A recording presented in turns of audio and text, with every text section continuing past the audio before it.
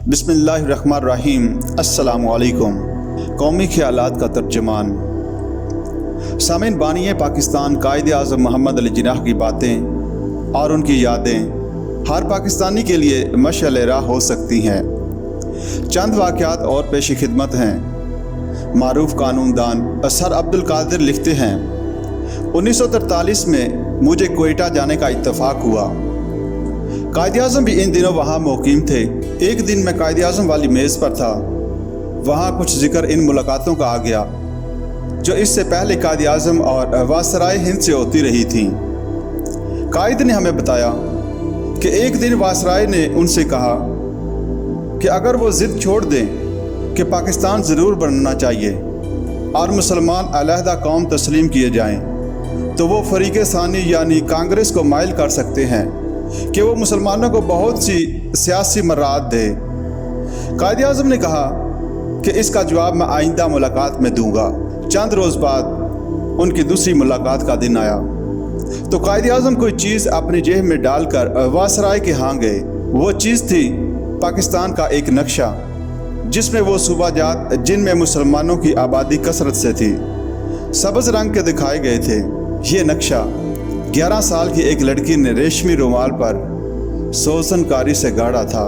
कायद-ए-आज़म ने वायसराय को बताया कि ये लड़की रोहिलखंड में एक पुरानी वजह के मुसलमान घर में पैदा हुई। घर में पर्दा की सख्त पाबंदी है, इसलिए किसी मदरसे में पढ़ने के लिए नहीं भेजी गई। इसने नहायत मेहनत से कपड़े पर यह नक्शा बनाया और इसकी आरजू थी कि यह नक्शा खुद कायद-ए-आज़म की खिदमत में पेश करे। कायद दौरा करते हुए इस शहर में पहुँचे जहाँ ये लड़की रहती थी, तो इसका बाप कायद की खिदमत में हाज़िर होकर उनसे ये दरख्वास्त की कि वो कुछ वक्त निकाल कर इनके घर चलें, जहाँ लड़की ये तोहफ़ा इनकी खिदमत में पेश करना चाहती है, क्योंकि ख़ानदानी रवायात के तहत वो जलसे में नहीं आ सकती। कायद-ए-आज़म ने बावजूद मसरूफियात के इस लड़की की दरख्वास्त को मंजूर किया। इसके घर गए और वहाँ इसके हाथ से ये तोहफ़ा कबूल किया और अपने पास संभाल कर रख लिया। जब कायद ने यह नक्शा वायसराय को दिखाया तो वो बनाने वाली की दस्तकारी की तारीफ़ करने लगा। कायद-ए-आज़म ने जब इस लड़की की उम्र बताई और इसकी घरेलू ज़िंदगी का हाल सुनाया तो उसे बहुत ताज्जुब हुआ।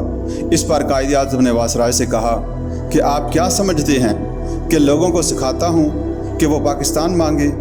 हालांकि असलियत ये है कि ये ख्याल नौजवान तबके के रग रग में बस गया है, और मैं जब इस पर ज़ोर देता हूँ तो फ़कत अपनी कौम के ख्यालात की तर्जमानी करता हूँ। बकौल सर अब्दुल कादिर, कायद-ए-आज़म कहते हैं कि वायसराय इस नक्शे से बहुत मुतासर हुए और इन पर वाज़े किया गया कि पाकिस्तान का तख़ील पर्दा करने वाली घरेलू औरतों और छोटी छोटी लड़कियों के दिलों तक पहुँच गया है और अब ये ख्याल बदला नहीं जा सकता। मलक बरकत अली एडवोकेट बाबा कौम के जाननिसार कारकुनों में से शुमार होते हैं।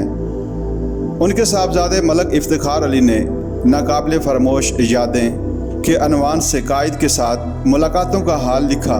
वो लिखते हैं कि लाहौर में कायद की आमद पर मेरे वालिद मरहूम की तरफ से एक टी पार्टी दी गई, जिसमें कायद-ए-आज़म के सामने वो केक रखा गया जो हिंदुस्तान के नक्शे के मुताबिक बनाया गया था, और इसमें पाकिस्तान के हिस्से में आने वाले इलाकों का रंग सब्ज़ था।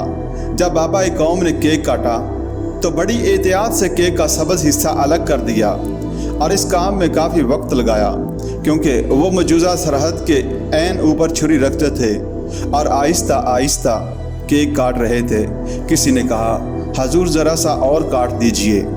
कायद-ए-आज़म ने कहा, मैं इस तरह का तजावज़ हरगिज़ पसंद नहीं करता। हम अपना 1 इंच छोड़ेंगे नहीं, दूसरों का 1 इंच नहीं लेंगे। यही हमारी पहचान और यही हमारा ईमान है। मलक इफ्तिखार अली ही ने एक और वाक़या भी लिखा। वो लिखती हैं कि बाबा कौम से मेरी एक मुलाकात 1944 में श्रीनगर में हुई, जहां वो झील डल में एक हाउस बोट में ठहरे हुए थे। कायद ने मुझे अगले दिन 12:45 बजे का वक्त दिया था। बदकिस्मती से मुझे झील डल के दूसरे किनारे पहुंचने के लिए कश्ती पर वक्त ना मिल सकी और मैं कायद के हाउस बोट में पहुंचा तो 1 बज चुका था। कायद बोट के जीने से उतर रहे थे। मुझे देखते ही फरमाया, तुम 15 मिनट लेट हो गए हो। मुसलमान कौम को वक्त की पाबंदी सीखनी चाहिए।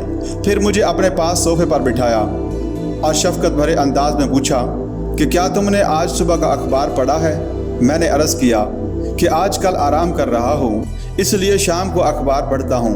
قائد بولے، اخبار ہمیشہ صبح سویرے پڑھا کرو تاکہ تمہیں سب سے پہلے تمام حالات کا علم ہو کہ ملک میں کیا ہو رہا ہے۔